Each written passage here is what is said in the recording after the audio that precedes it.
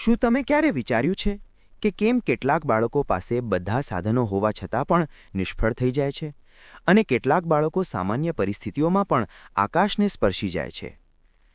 ચાણક્ય કહે છે, જો સંતાનને સાચે સફળ બનાવવી હોય તો માતાપિતાએ પહેલાં પોતે જ્ઞાનનો દીવો બનવું પડે, કારણ કે અંધકારમાં ઊભી થયેલી વિચારધારા ક્યારે ઉજાસમાં રસ્તો શોધી નથી શકતી.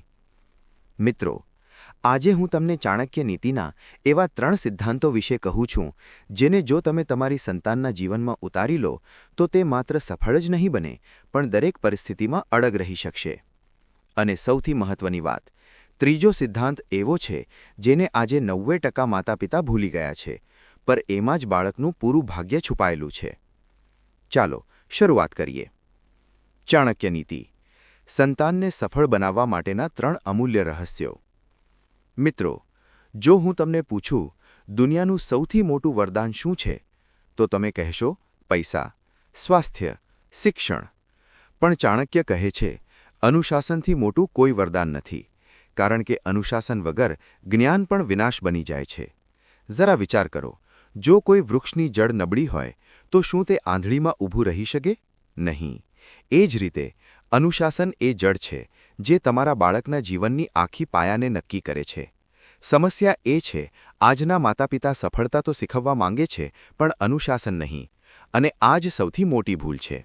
આજના બાળકોના રૂમમાં બધું છે, મોબાઈલ, લેપટોપ, ઇન્ટરનેટ. પણ એક વસ્તુ ગાયબ છે, નિયમોની સમજ. બાળક સમજે છે, જીવન તો એન્જોય કરવા માટે છે, કંટ્રોલમાં રહેવા માટે નથી. ક્યારે ધ્યાન આપ્યું છે? બાળક કહે છે, ડેડ, મને થોડી ફ્રીડમ જોઈએ. અને જ્યારે એ ફ્રીડમ મળે તો 12 વાગે ઉઠે, 2 વાગે વાંચે અને પછી કહે, પઢવામાં મન નથી લાગતું. હવે તમે જ કહો, જ્યાં રૂટીન નથી ત્યાં પરિણામ કેવી રીતે આવશે? ફ્રીડમ ખરાબ શબ્દ નથી, પણ યાદ રાખજો, ફ્રીડમ ત્યાં સુધી જ વરદાન છે જ્યાં સુધી તે સીમામાં છે. સીમાથી બહાર નીકળેલી ફ્રીડમ વિનાશ બની જાય છે. બિલકુલ એ રીતે જેમ નદી પોતાના પ્રવાહમાં વહે તો જીવન આપે, પણ જ્યારે કાંઠો તૂટે તો પૂર લાવે. અનુશાસન માત્ર સમય પર ઉઠવું અથવા હોમવર્ક કરવું નથી, એ એક વિચારધારા છે. એ એવી આદત છે જે માણસને સમય, ઊર્જા અને જીવનના મૂલ્યની સમજ કરાવે છે. જે સમયનો સન્માન કરવાનું શીખી જાય એ જીવનથી સન્માન મેળવવું પણ શીખી જાય છે. હવે પ્રશ્ન થાય, અનુશાસન શીખવાડવું કેવી રીતે? અહીં જ આપણે સૌથી મોટી ભૂલ કરીએ છીએ. અમે બાળકોને કહીએ છીએ, સવારે વહેલા ઉઠ, સમય પર વાંચ, ફોન ઓછો ચલાવ. પણ પોતે શું કરીએ છીએ? રાતે 12 વાગ્યા સુધી સોશિયલ મીડિયા સ્ક્રોલ કરીએ છીએ અને સવારે ઉઠીને કહીએ, બેટા જલ્દી ઉઠ. બાળકો સાંભળતા નથી, એ જોઈ રહ્યા હોય છે. ચાણક્ય કહે છે, આચરણથી મોટો કોઈ ઉપદેશ નથી. અર્થ એ કે જો તમે પોતે નિયમોમાં જીવો તો બાળક શબ્દ વગર શીખી જાય. જો તમે આત્મનિયંત્રિત હો તો તેને અનુશાસન શીખવવા માટે પ્રવચનની જરૂર જ નથી. પણ જો તમે પોતે જ અનુશાસનહીન હો તો તમે કેટલા ઉપદેશ આપો એનો કોઈ અસર નહીં થાય. અને જો તમે અનુશાસન ન શીખવ્યું તો સમાજ શીખવશે. પણ યાદ રાખજો, સમાજ શબ્દોથી નહીં, દંડાથી શીખવે છે. અને ત્યાં સુધી ઘણું મોડું થઈ ચૂક્યું હોય છે. એટલે જો તમે ઈચ્છો કે તમારી સંતાન જીવનમાં મજબૂત બને તો શરૂઆત ના કહેવાની આદતથી કરો. હા, ના કહેવું પણ અનુશાસનનો જ ભાગ છે. જ્યારે બાળક કહે, મને આ જોઈએ, મને તે જોઈએ, તો દર વખત હા ના કહો. ક્યારેક ના કહો, તેથી એ રાહ જોવાનું શીખે. કારણ કે સફળતાનો સૌથી મોટો પાઠ છે ધીરજ. અને ધીરજ અનુશાસનથી જ આવે છે. વિચાર કરો, એક બીજ વાવીએ તો એને વૃક્ષ બનવામાં સમય લાગે. જો દરરોજ ખોદીને જોઈએ કે કેટલું મોટું થયું તો એ ક્યારે ઉગશે નહીં. અનુશાસન એ જ ધીરજ છે જે દરરોજ નાના નાના પગલાંથી તમને ઊંચાઈ સુધી લઈ જાય છે. હવે તમે વિચારશો, વધુ અનુશાસનથી બાળક દબાઈ નહીં જાય? આ બહુ સારો પ્રશ્ન છે. જુઓ, અનુશાસન અને ડર વચ્ચે ફરક છે. ડરમાં બાળક તમારી વાત માને છે, પણ અનુશાસનમાં એ પોતાની આત્માની અવાજ સાંભળે છે. અનુશાસન એ દીવા જેવું છે જે રસ્તો બતાવે છે. ડર એ દિવાલ જેવું છે જે આગળ વધવા દેતો નથી.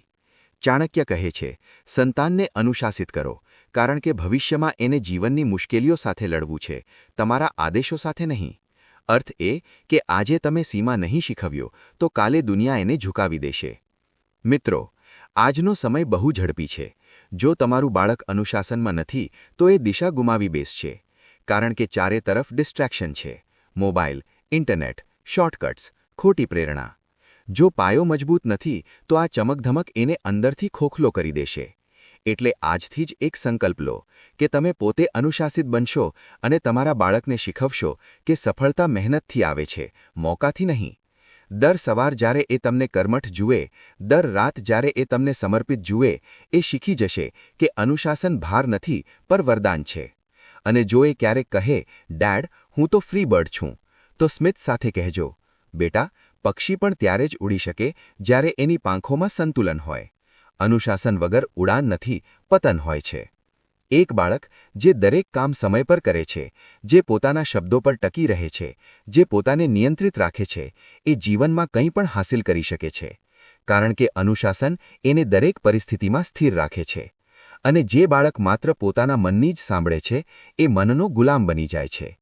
એ બીજાની વાતોથી ભટકી જાય છે અને પછી જ્યારે પડી જાય છે તો કહે છે, "કિસ્મત ખરાબ હતી." નહીં, કિસ્મત ખરાબ નહોતી, અનુશાસનની કમી હતી. એટલે માતાપિતાનો પહેલો ધર્મ છે અનુશાસનનું બીજ વાવવું. કારણ કે એકવાર આ બીજ જમીનમાં બેસી જાય પછી બાકીના બધા સંસ્કાર આપોઆપ ઉગતા જાય છે. જો તમે આ બીજ ન વાવો તો બહારની દુનિયા વાવશે. અને ત્યાં વાવાયેલું બીજ ઝેરનું પણ હોઈ શકે છે. સમય રહેતા એને સાચી દિશા આપો. યાદ રાખજો, તમારું બાળક તમારી પડછાઈ નથી, એ તમારી આદતોનું પ્રતિબિંબ છે. જો તમે એને અનુશાસન આપ્યું તો તમે એને આત્મશક્તિ આપી. અને જો તમે એને માત્ર પ્રેમ આપ્યો તો તમે એને નિર્ભરતા આપી. હવે પ્રશ્ન એ છે, જ્યારે બાળક અનુશાસિત બની જાય તો શું એને સંપૂર્ણ કાબૂમાં રાખવો કે એને ઉડવાની આઝાદી આપવી? આ જ પ્રશ્નનો જવાબ ચાણક્યના બીજા સૂત્રમાં છુપાયેલો છે, જે કહે છે ક્યારે બાળકને પકડી રાખવું અને ક્યારે એને ઉડવા દેવું. ચાણક્ય કહે છે, અતિ નિયંત્રણ આત્માનો સંહાર કરે છે. અર્થ એ કે જો તમે બાળકને બહુ જ કસીને પકડી રાખશો તો એ બહારથી શાંત દેખાશે પણ અંદરથી તૂટી જશે. અને આજે મોટાભાગના માતાપિતા આ જ ભૂલ કરી રહ્યા છે. અમે માનીએ છીએ કે જો અમે બાળક પર કંટ્રોલ રાખીશું તો એ ખોટા રસ્તે નહીં જાય. પણ સત્ય એ છે, દર વખત જ્યારે તમે એને તાળું મારશો ત્યારે એની અંદર બગાવતની એક નવી ચાવી બની જશે. તમને યાદ છે ને, જ્યારે તમે નાના હતા અને પિતા કહેતા, "ફોન ન ચલાવ, ત્યાં ન જા, મિત્રો સાથે ન ફર," તો તમે માન્યા હતા કે અંદર વિચાર્યું હતું, એક વખત તક મળે તો બધું કરીશ. આ જ વિચાર આજે તમારા બાળકના મનમાં છે. દર પેઢી પોતાના અનુભવને ફરી જીવતી રહે છે. ફક્ત પાત્રો બદલાય છે. પહેલાં તમે એ બાળક હતા, આજે તમે એ પિતા કે માતા છો જે એ જ વાતો બોલી રહ્યા છે જેણે ક્યારેક તમને દુઃખ આપ્યું હતું. તો હવે શું કરવું? શું સંપૂર્ણ આઝાદી આપી દેવી? નહીં, કારણ કે દિશા વગરની આઝાદી ભટકાવ બની જાય છે. ચાણક્યનો સ્પષ્ટ સંદેશ છે, દિશા આપો, નિર્ણય નહીં.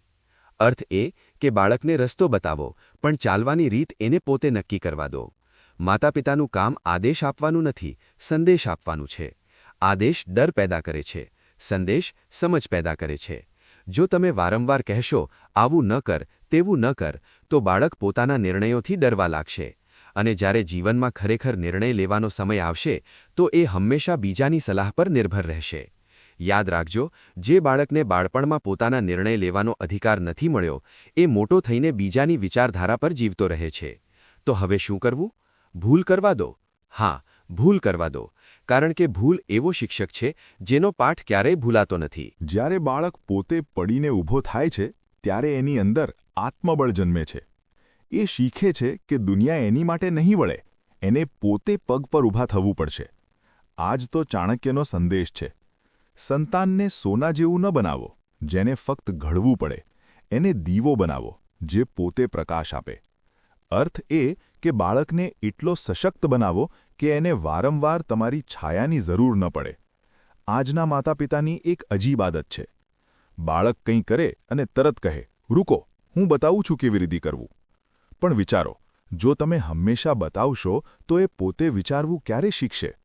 માર્ગદર્શનનો અર્થ છે રસ્તો બતાવવો, દરેક પગલે હાથ પકડીને ચાલવું નહીં. ચાણક્ય કહે છે, જે ગુરુ હંમેશા શિષ્યનો હાથ પકડી રાખે એ એને નિર્ભર બનાવે છે, સ્વતંત્ર નહીં. આ જ વાત બાળકો પર પણ લાગુ પડે છે. જો તમે ઈચ્છો કે તમારું બાળક આત્મનિર્ભર બને તો એને નિર્ણય લેવાની આઝાદી આપો. હા, શરૂઆતમાં એ ભૂલ કરશે, પણ એ જ ભૂલો એના જીવનની સૌથી મોટી શીખ બનશે. કારણ કે જો આજે તમે એને દિશા ન આપો તો કાલે કોઈ બીજો આપશે. શક્ય છે ખોટો માણસ, ખોટી સંગત. આજકાલ ઇન્ટરનેટ પર હજારો અવાજો છે. દરેક કોઈ એને સમજાવે છે, જીવન આ રીતે જીવો, આવું કરો, તેવું કરો. પણ જો ઘરમાંથી સાચી દિશા ન મળી તો એ બહારની અવાજોમાં ખોવાઈ જશે અને પછી તમારી સમજાવટ ફક્ત પછતાવામાં બદલાઈ જશે. દિશા આપવી એ આત્માને મજબૂત બનાવવું છે. જો બાળકને આ અનુભવ થઈ જાય કે મારા માતાપિતા મને રોકવા માટે નથી, મને ઘડવા માટે છે, તો એ જ બાળક આગળ જઈને તમારી સૌથી મોટી ઓળખ બનશે. હવે તમારે નક્કી કરવાનું છે કે તમે તમારા બાળકના કમાન્ડર બનવા માંગો છો કે ગાઈડ. કમાન્ડર આદેશ આપે છે, ગાઈડ રસ્તો બતાવે છે. કમાન્ડર ડર પેદા કરે છે, ગાઈડ વિશ્વાસ પેદા કરે છે. અને બાળકને ડરથી નહીં, વિશ્વાસથી જીવવું શીખવાડો. કારણ કે ડરથી ઉછરેલું બાળક સલામત તો રહેશે, પણ ક્યારે ઊંચું નહીં ઉડે. વિશ્વાસથી ઉછરેલું બાળક કદાચ થોડા વખત પડશે, પણ દર વખત વધુ ઊંચું ઉડશે. યાદ રાખજો, જીવન બહુ ઝડપથી બદલાઈ રહ્યું છે. જે નિયમો ગઈકાલે કામ કરતા હતા, આજે કદાચ બેકાર છે. તમારું બાળક એવી દુનિયામાં જીવી રહ્યું છે જ્યાં જાણકારી દર સેકન્ડ બદલાઈ રહી છે. જો તમે એને વિચારવાની દિશા ન આપી તો એ ફક્ત ફોલોવર બની જશે, અને ફોલોવર ક્યારેય ઇતિહાસ નથી બનાવતો. એટલે આજથી એક બદલાવની શરૂઆત કરો. તમારા બાળકને નિર્ણય લેવાની તક આપો. એને કહો, તું કર, અને જો ભૂલ થઈ જાય તો હું તારા સાથે છું. આ એક વાક્ય એને આખી જિંદગી આત્મવિશ્વાસ આપશે. કારણ કે દિશા એ નથી જે ફક્ત રસ્તો બતાવે. દિશા એ છે જે આત્માને માર્ગદર્શન આપે. એક દીવો બીજા દીવાને ત્યારે જ પ્રગટાવી શકે જ્યારે પહેલા દીવામાં જ્યોત સ્થિર હોય. અર્થ એ કે જો તમે પોતે સતત અશાંત રહેશો, બેટા આવું ન કર, તેવું ન કર, તો બાળક વિચારે, પપ્પા તો હંમેશા ટેન્શનમાં રહે છે, લાગે છે જીવન કોઈ જેલ છે, અને પછી એ જીવનથી ભાગવા લાગશે. એટલે સૌથી પહેલાં પોતે શાંત બનો, પછી દિશા આપો. ચાણક્ય કહે છે, જે માતાપિતાની નજરમાં પ્રેમ હોય અને વર્તનમાં મર્યાદા, એના બાળકો ક્યારેય રસ્તો ભૂલતા નથી. એનો અર્થ એ નથી કે તમે દરેક ભૂલ પર સ્મિત કરો. નહીં, જ્યારે એ ભૂલ કરે ત્યારે સમજાવો, પણ તોડશો નહીં. જ્યારે એ સફળ થાય ત્યારે પ્રશંસા કરો, પણ અહંકાર વધવા ન દો. આ જ છે દિશા, સંતુલન. મિત્રો, ચાણક્ય કહે છે, ચરિત્ર વગરની વિદ્યા જળ વગરના વૃક્ષ જેવી છે.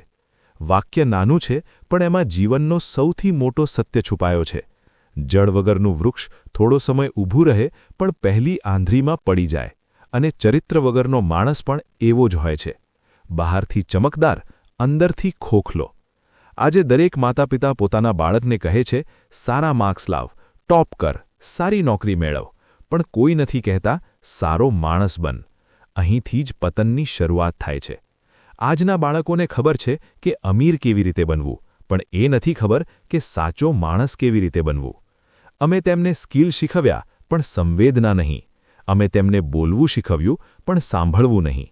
અમે તેમને જીતવું શીખવ્યું, પણ હાર સ્વીકારવી નહીં. એટલે જ આજે આપણે એવા સફળ લોકોને જોઈએ છીએ જેના પાસે બધું છે, પૈસા, પ્રસિદ્ધિ, શક્તિ, પણ અંદર ખાલીપો છે. ચાણક્ય કહે છે, સફળતા એ નથી જે બહાર દેખાય, સફળતા એ છે જે અંદર શાંતિ આપે. વિચાર કરો, જો બાળક કરોડપતિ બની જાય પણ બીજાના દુઃખને અનુભવવું ભૂલી જાય તો શું એ સાચે સફળ છે? નહીં, એ માત્ર ચાલતું ચહેરો છે. કારણ કે ચરિત્ર વગરની સફળતા રેતીના મહેલ જેવી હોય છે, થોડા સમયમાં તૂટી જાય છે. તો પ્રશ્ન થાય, ચરિત્ર શીખવડાવવું કેવી રીતે? ચાણક્ય એક સુંદર સૂત્ર આપે છે. બાળકને શીખવાડો કે કર્મનું ફળ જરૂર મળે છે. આ માત્ર સિદ્ધાંત નથી, આ જીવનનો નિયમ છે. જો બાળક માનવા લાગે કે કોઈ જોઈ રહ્યું છે કે નહીં, પણ બ્રહ્માંડ એના દરેક કર્મને જોઈ રહ્યું છે, તો એને બાહ્ય નિયંત્રણની જરૂર નહીં રહે. એ પોતે પોતાનો રક્ષક બની જાય. પણ સમસ્યા એ છે, આજના બાળકો પરિણામથી ડરે છે, કર્મથી નહીં. એ વિચારે, બસ પકડાઈ ન જાઉં તો બધું ઠીક. ચાણક્ય કહે છે, જેને પોતાના કર્મો પર શરમ નથી, એને સમય શીખવાડે છે, અને સમયનો પાઠ ખૂબ કઠોર હોય છે. એ જ ભૂલ વારંવાર કરાવે છે જ્યાં સુધી તમે શીખો નહીં. એટલે જો તમે તમારા બાળકને સાચે સુરક્ષિત બનાવવો હોય તો એને એ ન શીખવાડો કે દુનિયા શું કહેશે. એ શીખવાડો, હું શું કરી રહ્યો છું, શું એ સાચું છે? આજના બાળકો કહે છે, માં, બધા આવું કરે છે, હું જ કેમ ન કરું? તો જવાબ આપજો, બેટા, બધાની સાથે વહેવું સરળ છે, પણ સાચી દિશામાં એકલો ચાલવું એ જ સાચી શક્તિ છે. ચરિત્ર શીખવડવાનો અર્થ ડરાવવું નથી. એ અર્થ છે નૈતિકતાનો આત્મવિશ્વાસ આપવો. જો બાળક સમજી જાય કે ઈમાનદારી મૂર્ખતા નથી પણ સાહસ છે, તો એ ક્યારેય સમજોતી નહીં કરે. મિત્રો, એક વાત સમજો, ચરિત્ર શબ્દોથી નથી શીખવતું, એ આચરણથી ઉતરતું છે. જો તમે પોતે જૂઠું બોલો અને બાળકને કહો સાચું બોલ, તો એ ક્યારેય નહીં માને, કારણ કે બાળક ઓછું સાંભળે છે, વધુ જુએ છે. તમારું દરેક વર્તન એના મનમાં એક માપદંડ બનાવે છે. જો તમે કોઈનું અપમાન કરો તો એ શીખે છે માન આપવું વૈકલ્પિક છે. જો તમે કોઈની મદદ કરો તો એ શીખે છે સંવેદના જ સાચી શક્તિ છે. ચાણક્ય કહે છે, ચરિત્ર એ છાયા છે જે માણસ પાછળ ત્યારે પણ ચાલે છે જ્યારે એ એકલો હોય. અર્થ એ કે જ્યારે કોઈ જોઈ રહ્યું નથી ત્યારે તમારું બાળક શું કરે છે, એ જ એનું સાચું ચરિત્ર છે. એટલે ચરિત્ર શીખવડવાનો પહેલો રસ્તો આદર્શ બનો. એને બતાવો કે ઈમાનદારી નબળાઈ નથી, શક્તિ છે. બીજો રસ્તો, બાળકને કૃતજ્ઞતા શીખવાડો, કારણ કે જે આભારી હોય એ ક્યારેય અહંકારી થતો નથી. ત્રીજો રસ્તો, એને જવાબદારી આપો. જવાબદારી વગર ચરિત્ર વિકસતું નથી. જો એ ઘરના નાના કામ કરે, પોતાની વસ્તુઓ સંભાળે, પોતાના વચનો નિભાવે, તો સમજો તમે ચરિત્રનું બીજ વાવી દીધું. અને યાદ રાખજો, ચરિત્ર એક દિવસમાં નથી બનતું. એ ધીમે ધીમે અનુભવો, નાના સંઘર્ષો અને ભૂલોથી બને છે. એટલે જ્યારે એ ભૂલ કરે તો એને દાંટશો નહીં, એને સમજાવો કે ભૂલ શીખનો ભાગ છે. જો તમે એને દર વખત બચાવી લેશો તો એ ક્યારેય મજબૂત નહીં બને, અને દર વખત તોડી નાખશો તો એ ક્યારેય ઊભો નહીં થઈ શકે. સંતુલન રાખજો, આ જ સાચું પાલન છે.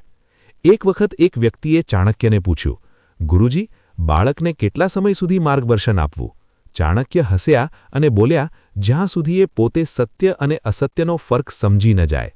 કારણ કે જે દિવસે એ ફરક ઓળખી લેશે એ દિવસે એને નિયંત્રણ નહીં, વિશ્વાસ જોઈએ. આ જ છે ચરિત્રની પરિપક્વતા. મિત્રો, સફળતાનો સમય સીમિત હોય છે, પણ ચરિત્રનો પ્રભાવ પેઢીઓ સુધી રહે છે. એક સફળ માણસ મરી જાય પણ એક ચરિત્રવાન માણસ અમર થઈ જાય છે, કારણ કે એની વિચારધારા, એના મૂલ્યો, એનું આચરણ ઘણા જીવનમાં પ્રેરણા બની જાય છે. આજની દુનિયામાં જ્યાં જૂઠું સરળ છે અને સત્ય મોંઘું, જો તમે તમારા બાળકને ચરિત્ર નહીં શીખવાડો તો કોઈ બીજો એને શોર્ટકટ શીખવાડી દેશે. અને યાદ રાખજો, દરેક શોર્ટકટનો અંત લાંબો પછતાવો જ હોય છે. એટલે સફળતા પાછળ દોડતા પહેલા ચરિત્રની પાયો મજબૂત કરો, કારણ કે જો પાયો નબળો હોય તો મહેલ કેટલો ઊંચો હોય, એક દિવસ તૂટી જ જાય. તમારા બાળકને શીખવાડો, તું જીતે કે હારે એ મહત્વનું નથી, પણ તું માનવતા ન હારજે, કારણ કે જે દિવસે એ આ શીખી જશે એ દિવસે જીવનની દરેક જીત સ્થાયી બની જશે.